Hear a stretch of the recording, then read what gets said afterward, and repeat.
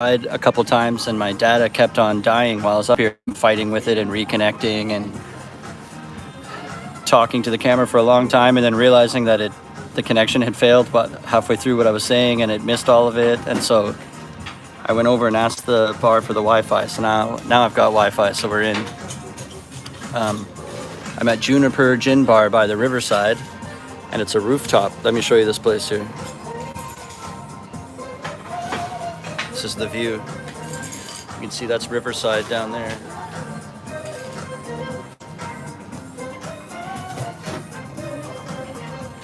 It's like a legit bar with real bartender guys.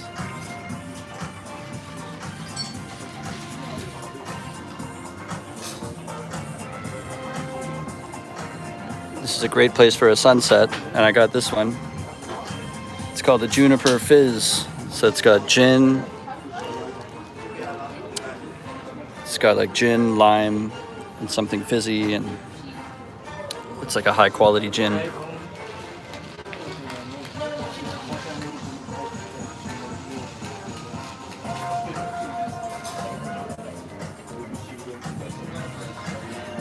So because of the connection problems, we missed the whole entrance. So you get off the elevator, you have to get an elevator up here, and this is what you walk into.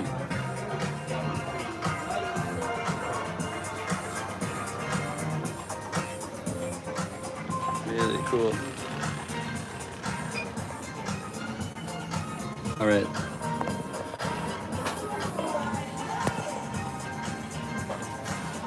So while people join in, and I've got no one yet, but later this video will post, so I want to keep it entertaining. So while I'm waiting for people to join in, I got a connection finally. I got one person in here now. Earlier I kept cutting out on my data, so now I've got Wi-Fi. So while we wait for people, I can maybe talk about what a budget is like living in Phnom Penh.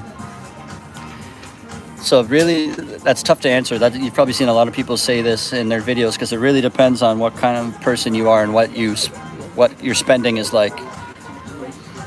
For me, I waste a lot of my money on food, and for other people, it's going out drinking on the weekends. And I don't do that so much, but I do buy for dinner, especially. I'll order stuff that, because you can find meals that are $1 or $1.50, but I'll buy stuff that's like maybe adds up to $5 or $6, and it's a lot of food and much nicer food. And for dinner, I like to really fill myself up with something great most of the time.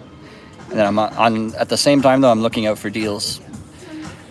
But breakfast and lunch, I always spend like $1.25 on lunch. So if you were to get that meal for $1.25 for all your meals, you'd only pay $3.75 a day for your food.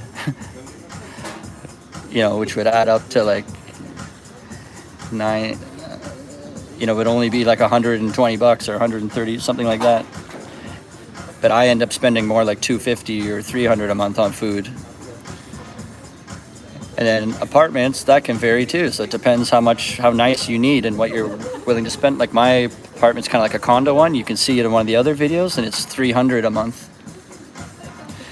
My apartment that I had before that one was only $140 a month. So if you had something like that, you could obviously have a much lower budget. But I would say the average is something around $250. That's what most people get. So if you had, $250 for your apartment and maybe $250 for food, you're at $500 already there. And then if you take tuk-tuks around everywhere, that could be like another $50 a month. So then now you're at like $550 or getting close to $600. And then going out, if you go out every weekend, you can have a pretty good night for like $15. But if you go out twice on the weekend, then that's $30 a week. Times 4, it's another $120. So now we're at about $720 in our adding up there. Your phone would be something like $5 to $7 a month, something like that. So you can see we're working our way closer and closer. And not every month is exactly the same. Sometimes your friends want to go to this place, and then you have to spend money at whatever they're doing.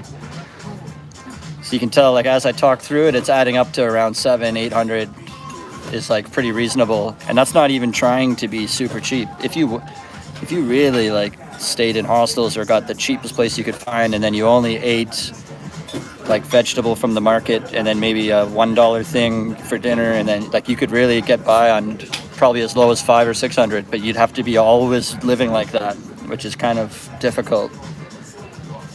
It's nice when you're hungry to order a nice big meal that you like and something like that. Like that's what I end up spending money on food a lot. So I would say a monthly budget would add up for most people around between $700 and $900 a month. And then a lot of teacher salaries, it can depend where you're coming from and how many teacher hours and what type of school you work at and blah, blah, blah and all that. But like no one really makes less than 900. Then that's a very low wage for a teacher. So like if you're a non-native English speaker and you come from a country that speaks some other language and you're teaching English, then you might get 900 or 1,000 because you're not as valuable as someone who's a native speaker. But I think most teachers make between, at least starting off, they would make between 1,100 and like 1,200 or 1,250 or maybe 1,300 at the most. 1,100 to 1,300 is what you'd make. So if your budget is only like 700 or 800, you could save easily. I save about 300 a month, depending what's happening. And then I do little trips. Like recently, you might have saw I went to Battambang or Sihanoukville, and that month I didn't really save a lot that month because I went to the trips. But like on a month I don't do any vacation, I could save about 300 a month. Is your teaching primarily grammar? Yeah, that's the main, especially the teaching part. Because my classes in my school, they can all speak English already. Like they all speak perfect English. So I can't teach them new words, or I can't teach them, like very rarely. Only sometimes they say, what does that mean? But like most of the time, the only thing that when you could teach them something new is if it's grammar, or they know what to say, but they don't know why. And that's where the grammar comes in. This is why that's the right thing, and this is why saying it the other way is wrong. And that's when you actually have taught them something new. But in terms of the curriculum and the lessons, there's usually like 4 different things. I think it's 4. So like reading, you'd read a story, and then there's like questions after that relate to the story. So that's called reading and comprehension. So that's one different thing. There's vocabulary stuff. So that's teaching them words that have to do with a certain topic. So like, for example, just recently we did one on newspaper. All the different sections in a newspaper are called and what that means. Nave's article in a newspaper, they didn't know what that was. So like that, and now that's part of their vocabulary. They know what an editorial means. Or like classified ads. They've never heard of that word before. Because in this day and age, no one does that in the newspaper. So like, teacher, what's classified ads? And I'd be like, do you guys know Facebook Marketplace? And they all go, yeah. And like, that's classified ads. So imagine if that was in the newspaper. And then it also has job listings and apartments, then that's a classified ad. So do most students speak Khmer outside of school at home? I think at home they would speak Khmer, but in the hallways at school, and only I say that because their parents probably don't speak English. But to each other, they speak English. Like at lunchtime, or you're walking through the halls, and it's just, it's just chaos. It's the sound of just hundreds of kids moving from one classroom to the other in the hallways, and blah, blah, and chitter chatter all around you. And it's 99% of it's all in English for all age groups. Like, oh my God, what do you want to do after lunch? And let's go play basketball. And you're just like hearing all this stuff. Like anything they're saying is always in English. Most of the time. And then, sometimes they'll say something in Khmer to each other because they don't want me to know what they're saying. Yes, I'm at an international school, yeah. So that usually means that they come from families that have money.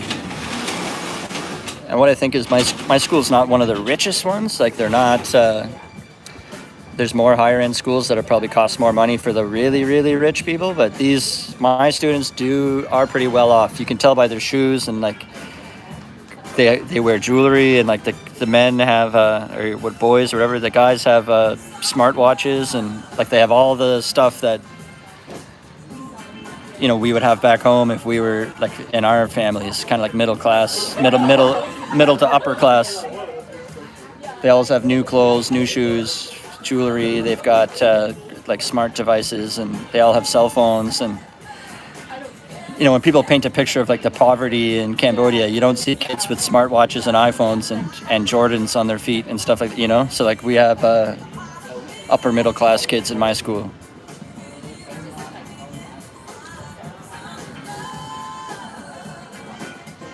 So someone's asking, are there more than one class in English? Most people I tutored were advanced in English because they had more than one class in English.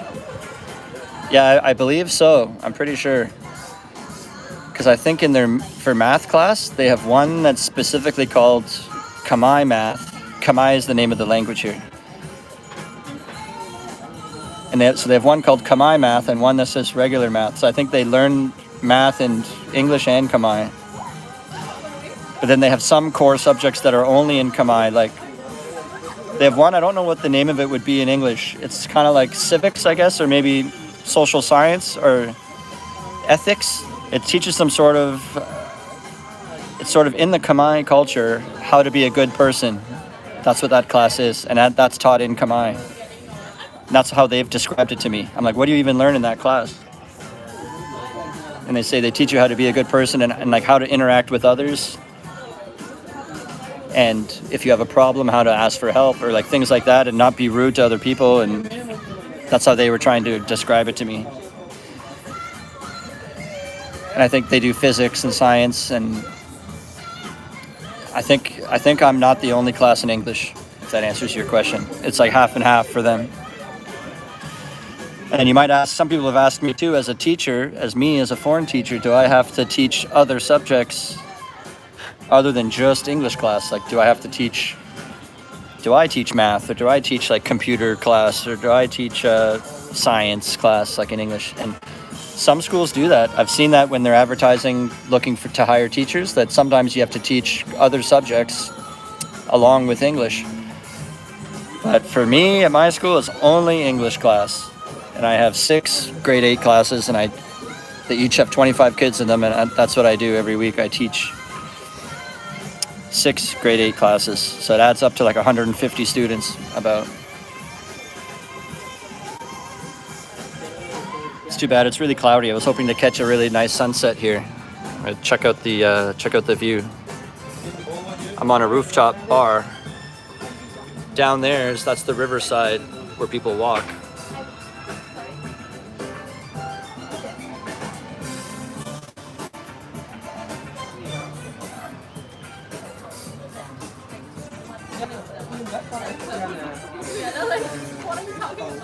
Looks like the sun's over there now. I was here a while ago, only one other time, and I thought the sunset happened like out straight in front of me here, and now it's happening behind me, which is weird. That can't be right. I think maybe the whole sky went pink and orange the last time I was here, which made me think it was like in front of me. You can see there's the real mixologist guys in the whole outfit and everything behind me.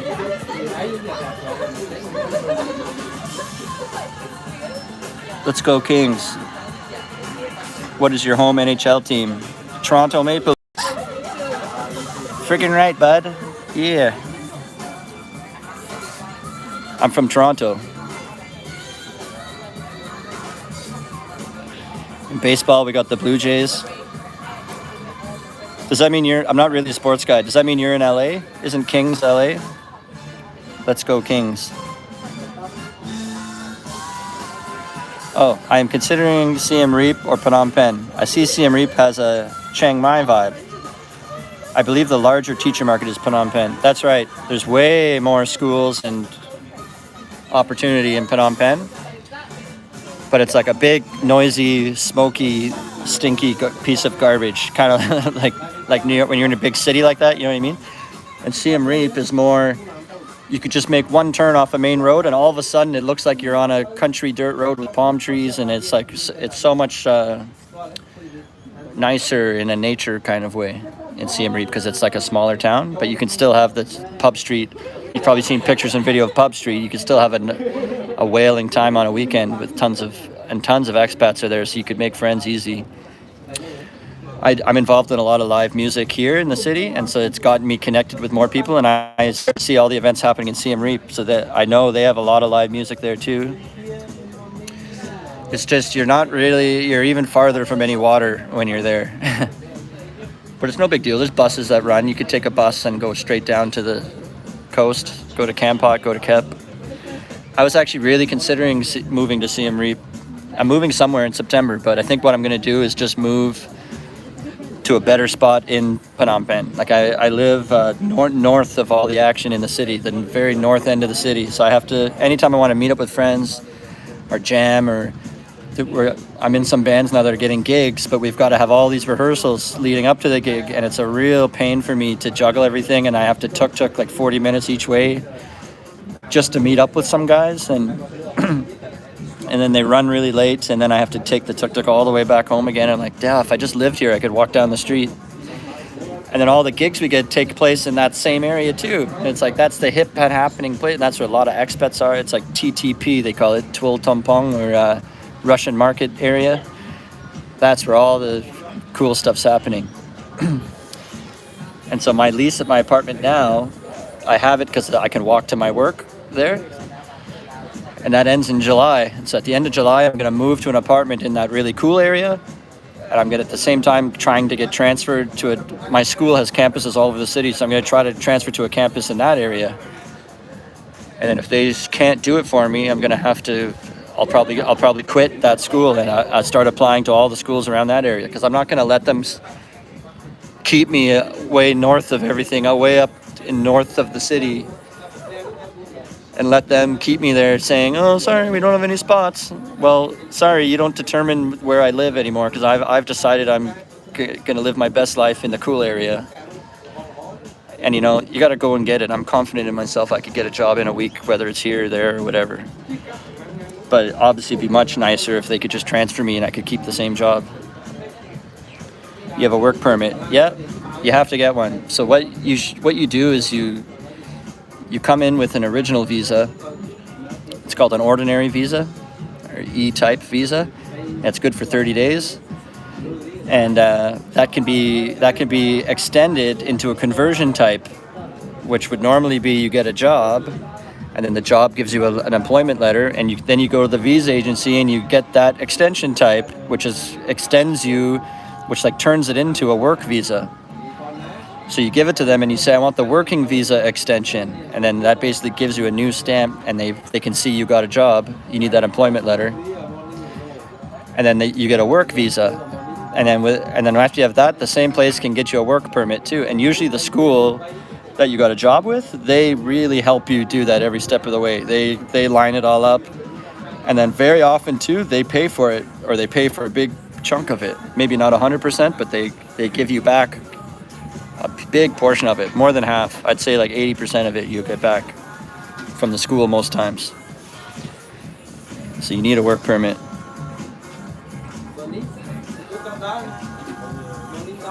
What else are you guys saying here?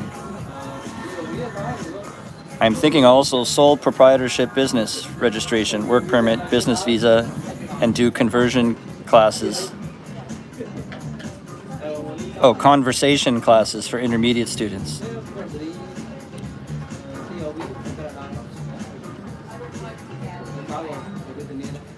Yeah, I think you could do that, Michael. And then Steve Gibbs, yes, I'm a legal teacher. Yeah. I did everything above board. I've got a TESOL. I took a really amazing TESOL course, actually, that while you're doing the course, they put you into real schools and make you take over a class for an hour. And I had to do that 8 times. So then by the time I graduated that course, I had already taught 8 hours of all different age groups, and you have all this experience. And then that same course, they'll send your CV and vouch for you to like hundreds of schools. So like in the last week of the course, I was already getting emails for interviews. And here I'm not even finished the course yet. And so they line you up with a job. So I just did the course, answered a few of those emails, did an interview, and then I was in. And that course is called AVSE. I forget what it stands for. Australian Vocational Skills and Education, something like that. And the course takes place here in Phnom Penh in person, and you have a class of other people, and so you role play with each other. You basically have 10 friends right from the first day the course starts, so that's a big thing too. When you're coming here alone, you can have a whole classroom full of friends. So I'd really recommend that course if you're thinking about it. And if you use my name as a referral, I'll get a little kickback, and I can share that with you. I can maybe toss you $50 or something if you signed up and used my name. It's Thomas Dallin. Or you could just leave a comment if you're interested, and I'll type my name for you. Any other questions about teaching? What is the freelance English teacher tutor scene like? Michael asked. Well, I guess that's all up to you. Like, freelance is freelance, right? So you could do that. You'd have to meet people. I've heard of people also doing that wanted to learn Khmer. They'd like find their neighbor or some Khmer local people that live near them, and you go and offer to them, I'll teach you or your kid like once a week, and then you teach me Khmer once a week. And you don't think of that really working, but time flies by, right? And then all of a sudden, 8 months goes by, and you can almost speak Khmer. I've seen people do that. But freelance, you could do that easily. You could create your own ad on Facebook Marketplace, or you could go on Fiverr, or you could go online and try to promote yourself privately and then see if anyone bites on it. And right, all you need is a Zoom meeting, or all you need to do is meet up for half an hour. And I have actually some teachers that say, I have to run. I teach one private student on Thursdays, like in the evening. So some people have like a regular teaching job, and then outside of that, they have the odd extra person that they do on the side. And there's also many online platforms where you could teach people through webcam online. But they often take time to build up enough students. It's not like you sign up and then you have enough students to fill a full-time schedule of hours. Like, no one knows who you are. No one even knows you're a teacher. So you have to slowly get one at a time and hope they keep coming to you and build up a roster of students and stuff.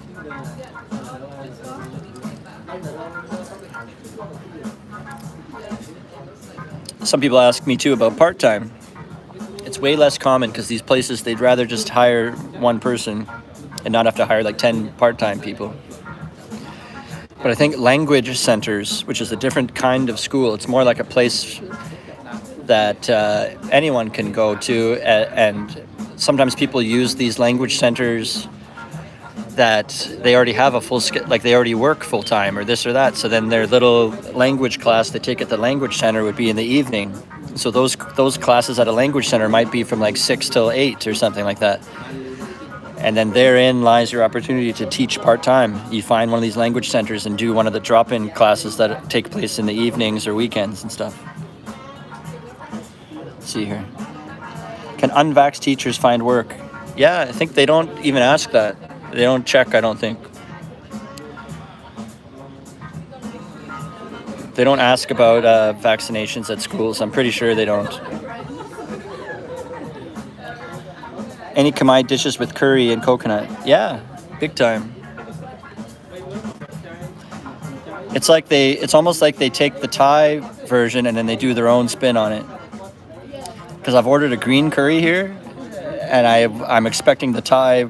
The Thai one is the one everyone knows and wants. And I get the one here, and it's not spicy at all. And the green one is supposed to be like peel your skin off. It's so spicy. In Thailand, I had to tie a towel around my head while I was eating a green curry, because they asked me what level of spice, and I said, "Give me your highest level." And I did really enjoy it, but because I don't have hair, sweat was just so much so that I had to tie a towel around my head because it was dripping so much. Then you come to Cambodia and I order a green curry, and it's very nice curry taste, but no spiciness at all. And then I've noticed too, and that in this case that was a chicken one, but I noticed on menus here a lot of the curry dishes are with fish. They like to cook it with fish, which is not the one I would usually choose. But yeah, they do have curry here. You might just want to ask for spicy, or say, can you give me some chilies? Because they do have a lot of the red Thai chilies here, just like in Thailand. So maybe they could give you a little tiny saucer with chilies in it, and then that would help, or they'd throw them in for you or something. But yeah, the curries here are not spicy in my experience. But they do have coconut, yeah. But you know what I've done too? You can go to the grocery store and buy the curry paste, And often those products come from Thailand. So then the curry's real nice. And then you buy a can of coconut milk and you just combine them. And oh boy, that's so good. I've done that. What other teaching credentials do schools ask for aside from TEFL? Nothing else. Like they'll ask you if you have a degree, but in this country it's not required. So it's only the really high-end schools sometimes will say they require a degree and they'll pay more. Or let's say you're commanding a really high salary. They might say, well, whoa, do you have a degree? And then you go, yes. And they'll say, oh, okay. So that warrants you to maybe ask for a little more. You have a higher credential. But so the only thing a degree does for you here is it might get you into a school that is so uppity that they only hire degree people. And that's only a handful of schools here. And then it could also get you a better salary. But other than that, you don't ever need one. Like you could, I don't have a degree. So let's see what else here. How much time off or school vacation time do you get in a year? So while I think for the first year you work, you earn a day and a half of vacation every month that you work. So I think it ends up being, I should know this. I feel weird. I don't know. I think we get 2 weeks of AL, which is called annual leave. So that's like your paid leave that you get annually. I think we get 2 weeks of that, and then we get like 4 sick days. And I think we get like 2 personal days or something like that in case you need. So what would that add up to? It's something like it adds up to 15 maybe, or adds up to 17 of all the different types put together. But at my school, they do this weird thing where they don't let us use our vacation time when we want to. It's like there's certain times of the year when it's between semesters where the students have had exam time. And then there's like a week off for the students. And then the next semester would start. And during that week off, they say all teachers have to come to school. Even just for no reason. There's no job for you to do. There's no students at all in the building. But they want you to come in and sit in that chair. And they say, and that week, those types of weeks, that's the only time you're allowed to use your vacation time. So you have to wait for that week when it should be just a free week off for us because school's closed. But they say, no, it's not closed for you. You have to come to school if you want to get paid. Or if you don't want to come in, then that's when you can use your vacation time. And so I know that's a little bit BS, but I've been just taking the good with the bad. Like there's a lot of good things about working there too, that I'm in control of myself and I can do my plans and they treat us well, like they treat us like people and not just like ordering us around. But then there's the one bad side though too. It's like give and take. They don't let us take our vacation like whenever we want. So that kind of sucks. But now that you know that, we sort of look ahead to, well, when's the next time we have a week like that? And then you start building your plan. Like I know the next time we get time is Khmer New Year. We get the real holidays too, like the real statutory holidays, we get those. But for instance, this year, Christmas and New Year's was on a Sunday. And they did not do the in lieu. So we did not get the Monday. They go, yeah, you get Christmas and New Year's off, but guess what? It's on a Sunday, so you already get that day off, so you don't get anything extra. So I got no working day off for Christmas or New Year's this year because it landed on a Sunday. And if I wanted to book one of those days off, they'd say, no, wait till the school's closed and we force you to come in. Then those are the days you can use your vacation. That's right, Jonathan. The CELTA thing, I've heard that too. And some other people told me it's the same, but you do get better jobs with CELTA. Summer vacation months for me is July and August. So it's like the same as back home. But I know there's some other schools that they start their school year in October and they don't start in September, they start in October. So every school could do it however they want. During the summer too, there's summer school. So you never stop working ever. And summer school is way easier. I have videos about it too. You can check that out. But at my school that I work at, you can choose. They give you the choice whether you want to work in the summer or not. And if you say no, you can come back in September. And so last year I did work the summer. This year I'm going to not work the summer. And I'll just have July off here. I'll be getting a new apartment in July, going to that cooler area I was talking about. And then That's like the end of July. I'll be doing that, and then I'll live there for like a week, and then it'll become August, and then in August I'm gonna go visit home, go to Canada for like 3 weeks, 3 or 4 weeks, and then come back for September. Start the school year again teaching. Let's see, what are you guys saying?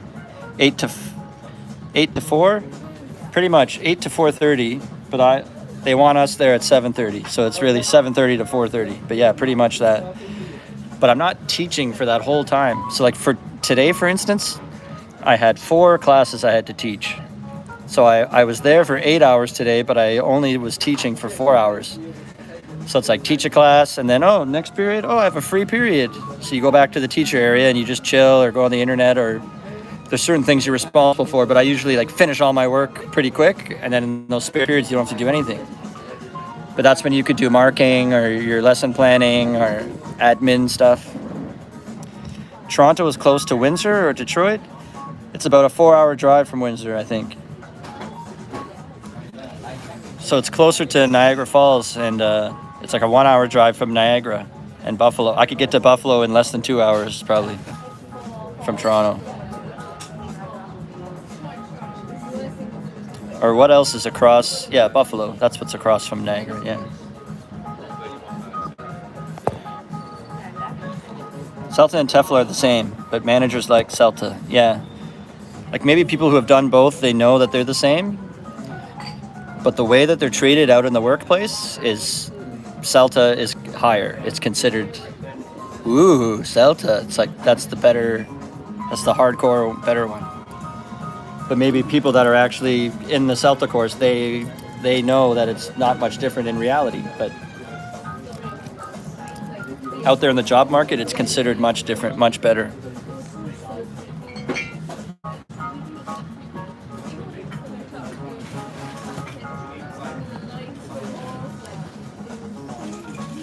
Where are you guys from? Everyone message where you're from.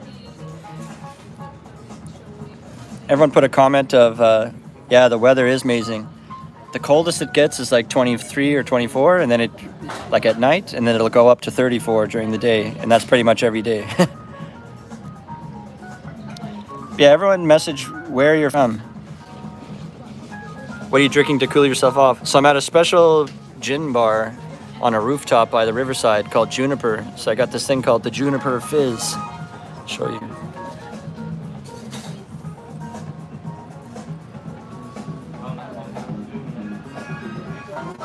Whoa. It's like a legit cocktail bar. With a crazy view of Riverside. Looks like a mojito. Las Vegas, but in Philippines, planning to go to Thailand or Cambo. Oh, I see, you're in Las Vegas.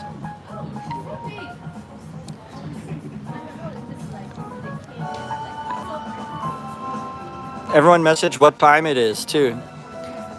I think I was right. I was worried that this would end up being like 5 in the morning for a lot of people. I wanted to catch the sunset. That's why I chose this time. And also like work ended, and then later I have a band practice, so I was like, this could fit right in between all that stuff.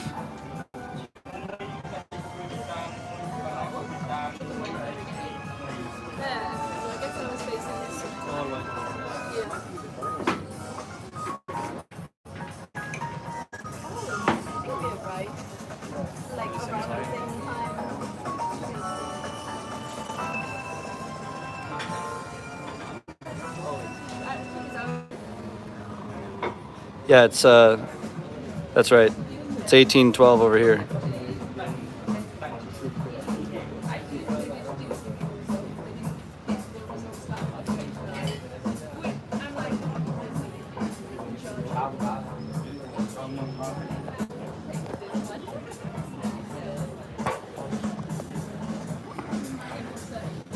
Yeah, and this Friday I have a gig at a bar called Craft in one of my bands. It's like a cover band.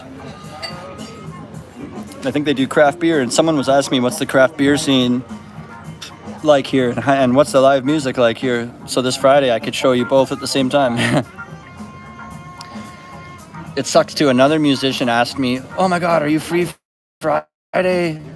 because he has a gig and he needs someone to play bass. And here I am, usually like searching for any gig would be amazing, and then it's like when it rains it pours. Then I have a gig, and then that's when everyone wants to ask me, can I play on that same day as well?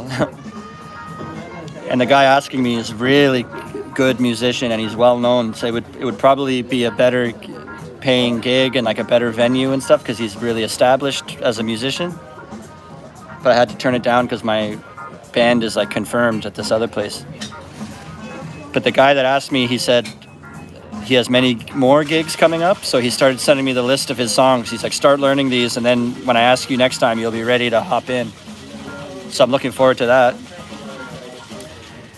And then the band I'm playing with this Friday, we're in talks of organizing a show at an outdoor night market at Coconut Park.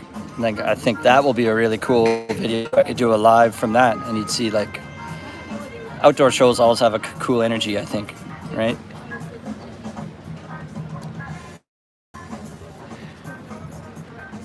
Does anybody have questions about like budget related stuff? That's sort of what I talked about in the beginning of the video when no one was here, just to talk about something. And so we could keep it all the same topic of what I talked about before if we talk about monthly budget type stuff. Does anyone wonder about anything like that?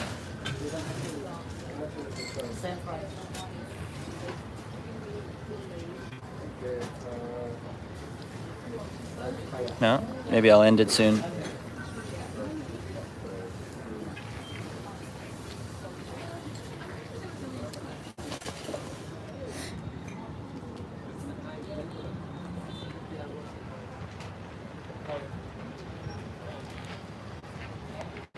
You can see people walking down here.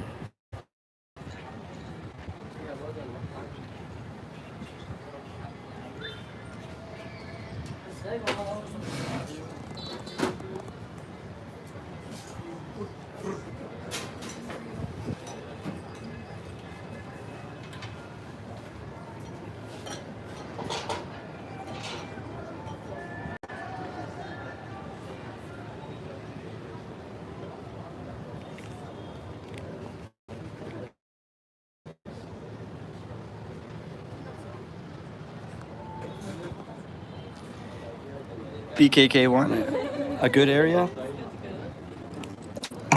Yeah, it is. The BKK area is like, it's more expensive place to live, and it's close to that. It's closer to that cool area that I want to live in. It's like right next to it, and it's for all like all the Western chains would be there. I don't know how to say it without sounding kind of racist, but it's the more white people area or more foreigner place. Like there's Papa John's Pizza, and there's like the apartments would have. They don't look like Asian style. They look like Western style apartments, and they look like condos that you'd see in America. Or they have a bathroom that has a separated thing for the shower, and that's not normal in Cambodia. Usually there's just a shower on the wall, and everything gets wet in the bathroom. Or the apartments there might have things like a dishwasher or a stove, and that's like unheard of in Cambodia. So it's like it's a little piece of America when you go to BKK1, kind of, and it's more expensive, and the streets are much nicer. It's like, it just looks like, whoa, there's some money in this area kind of thing. And then that's what I think. Would it be wise to use a realtor? Yeah, you can do that. I did that too, actually. There's IPS is just one of them. There's another one called CAM, C-A-M. I think that's what I used. You can search their listings, and then when you finally see one you kind of like, you message on it or comment on it, like, hey, I'm interested in this one, or is this still available or something? And a representative reaches out to you, and usually it's fast, like they want your business, right? So they respond quick, and they'll reach out. They'll be like, yes, sir, what type of things are you looking for? And what area?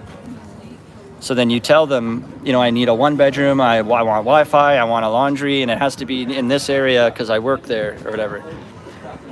And then they'll say, okay, you can view that apartment on Friday, and then they'll send you like 4 or 5 more links that weren't on that website, and they'll say, here's 4 or 5 other apartments in that exact same area in your price range.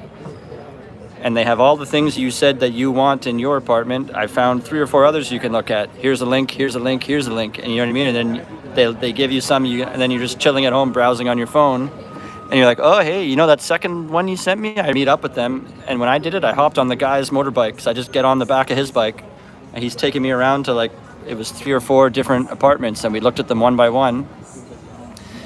And in that case, I didn't like any of them, so I didn't go with him. But you know, if you liked one, you could just sign the lease right then and move in like the next day. Sometimes even the day of. Usually they want a day to sort of clear it out or clean everything and plug everything in.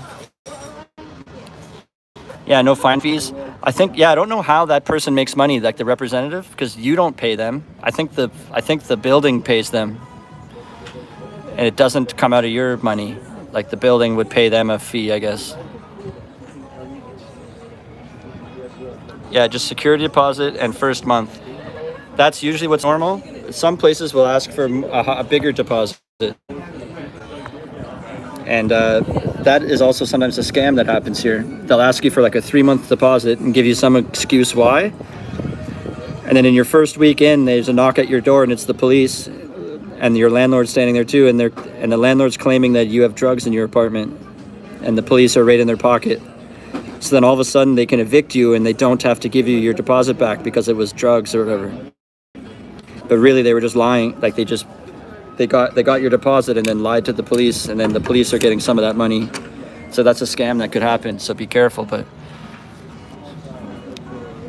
like my apartment I live in, it's $300 a month, and they asked for first month, and they also wanted last month, so $600, and then they also wanted a security deposit for $300. So I had to pay $900 deposit, and a lot of people are saying, "Watch out, that sounds like a scam." But it's because in my and then I was even in his face, like, you better not be scamming me. But it was so legit and above board. Like, we're in an office in the building with the real, it's like a condo building with a company, and I'm like in the main office of the thing. It's not like in a chat room or something. And then he explained to me that in every room there's a big screen TV and a couch and all the furniture. And they need to take a security deposit like that in case, because like just the TV alone is worth, the TV is huge in my place. I never even use it. I wanted to say to him, take the TV out of here and let me keep my $300 then. Like, I don't even watch TV. I picked this place because it's walking distance to my work, and that's the main reason. I don't even care about what it has. It has a pool too, not outdoor, but it's like one of the floors is a pool. And I've never stepped foot in there, and I've been there for like 4 months. I've never even jumped in the pool.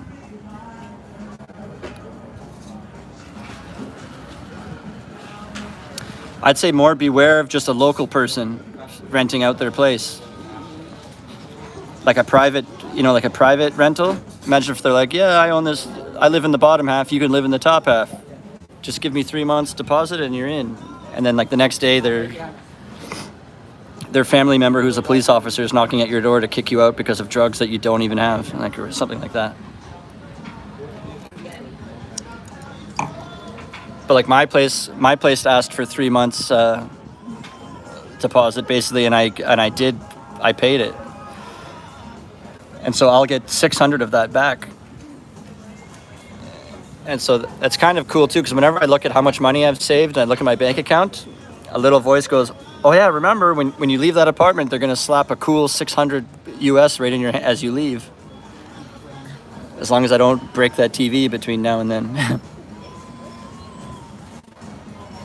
So that's gonna be awesome. Because when I leave that apartment, obviously I have to go to a next apartment, and so they'll give me that 600 back, and I can just turn around and hand it to the next place. But I actually plan on getting a cheaper. I want to get like a $250 a month place. So they might only expect 500 from me when I get a next apartment in July.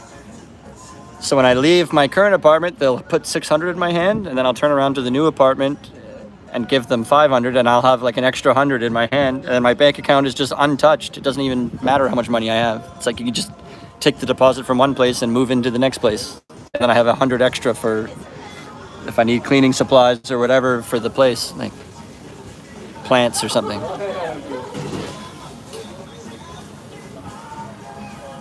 I think you can trust the IPS and the cam and all them. It's fine. It's just annoying. Like I think the lady I got was just an idiot. Sometimes, like I was talking to her and she was sending me links and all this stuff, and then she never sent me the building I'm in now as an option even. And she was sending me all these ones that weren't even close to my school that much. And because she was so focused on, I said I needed a laundry machine. And so she saw the building I'm in now, and it does not have a laundry machine. So she just said, no, I'm not even going to tell him about it because it doesn't have a laundry machine. And I'm like, if it's right next to my school, you think you could mention it to me, because that was the most important part, that I wanted to walk home from work and stuff. So then she's not giving me really options that I liked. And then so on the side, I start searching myself. And so I found this building myself. And I message her and I tell her, how about this building? So I was like doing her job for her. And I was like, I'll meet you there at this time, instead of like telling her. And then behind her back, I messaged the people at the building and talked to them. So then the day we're supposed to meet, I get to the building before her, and I start talking to the guy, and he can speak English. And usually that realtor person acts as a translator. So she's not even there yet. I get there first. I get there, and the guy can speak English. So I don't even need her at all. I found the building myself. I don't need her as a translator. So she gets there, starts speaking Khmer, and I can tell the guy is saying to her, we've already got it under control. Like, we've got it down here. Yeah. So I didn't even... because she was kind of a bonehead. I could see why. Like, I told her these are the things I want. So she didn't tell me that building because it doesn't have a laundry machine. But I mean, use your head a little. She could say, well, there's this one with no laundry machine, but it's right next to school like you wanted. And then I would say, oh, let's look at it or something, you know? Maybe there's a laundromat right downstairs. I could just walk outside and hand them, and there is. That's what it is. It's just next to the building, there's a local laundry place. It's still pretty easy to do my laundry. So it's not like they're untrustworthy. It's just they could end up wasting your time. I was also in a time crunch of when my previous apartment before that was running out. So I'm trying to find the place in time, and she's not even telling me the options that are close to my school. So I found it myself, and she probably still got the finder fee. And then later, I got it like a week or two later, she messaged me saying, oh, did you make sure that you paid the deposit and all this stuff? And then I even responded to her. I was like, I don't need you anymore. The people here speak English. Like, I already talked directly to my landlord directly. And it turns out, like, and her English was actually very, very poor and broken English. So the landlord at the building had great English. So me and him are communicating just fine. And then involving the realtor representative almost would confuse things, because she doesn't know what I'm saying or can't translate it properly. She looked really nice, like she's just trying to do her job. She was a very nice person and stuff, but it ended up, in my circumstance that time, she was a real bonehead that was no help at all really to me. I did it all myself. So you can find a building. Here everyone uses Facebook for everything, even on top of having a website. So you could find someone on Facebook, like find a building you like when you just walked by it and you see the name of it, like mine's called Garden Residency. So you can go on Facebook, type in Garden Residency, and they have a Facebook, everything has a Facebook page here. It's almost like instead of a website, they have a Facebook page. So you go to the Facebook page, and it's like, send us a message, Facebook Messenger.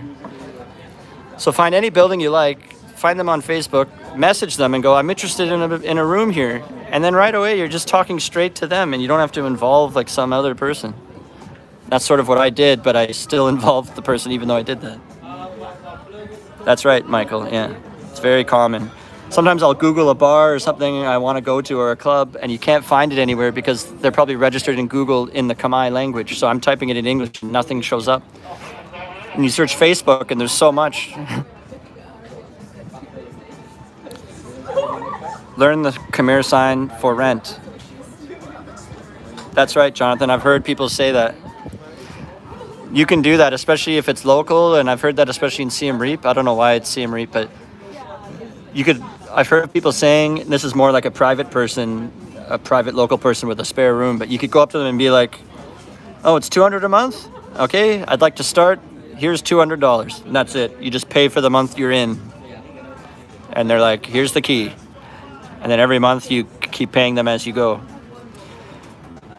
And that does happen, but I think you should be ready to have to pay first and last.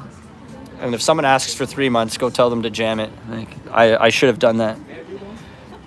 I kind of acted like I was really shocked and surprised, and I kept asking, why would you ever need that much money? It's really alarming, and it's kind of unsettling that you're asking that much and all this stuff. And then he explained that the TV and the couches are like really expensive, and then I took all these pictures on the first day in case they try to say that I damaged the wall or something like that. Like there's some wallpaper peeling up here and there. There's some rough fit spots in the apartment, and I want them to know that was already like that. I told him to his face too, and he's like, yeah, we know. We're not trying to trick you or anything.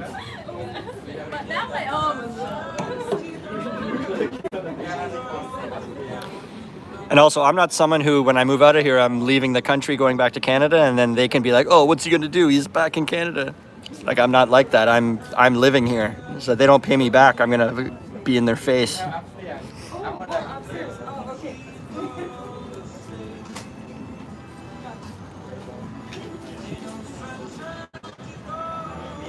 It's probably the last like 5 minutes of the stream here. I'm gonna end it soon. Whoa. I'm gonna end it right now. My battery's getting low and I need to order a tuk-tuk. So thanks for watching, everyone. Remember, how you spend your days is the way you spend your life. It's never too late to start tripping out.